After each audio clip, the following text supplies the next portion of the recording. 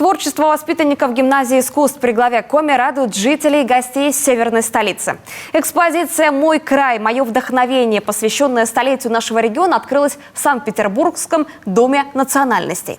Вниманию гостей представлены работы победителей республиканского конкурса «По реке времени». Главная тема выставки – история и мифология Коми края. Произведения представлены в 5 жанрах. Самый популярный – портрет, образы известных артистов, танцоров и писателей Коми.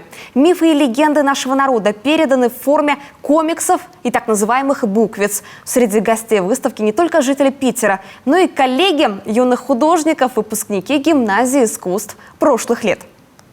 В этом году 10 лет выпуска у меня, и наблюдать, смотреть их работы, их творчество, их видение нашего Коми-края для меня было, конечно, довольно интересно. Не всегда получается вырваться на родную Коми-землю, а вот здесь прикоснуться к моим любимым Коми-легендам, преданиям, вновь увидеть портреты известных личностей нашей республики или просто полюбоваться природой у нас получилось вот благодаря вашей выставке.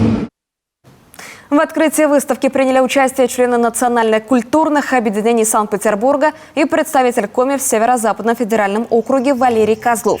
Выставка Коми-гимназистов продлится до 31 июля.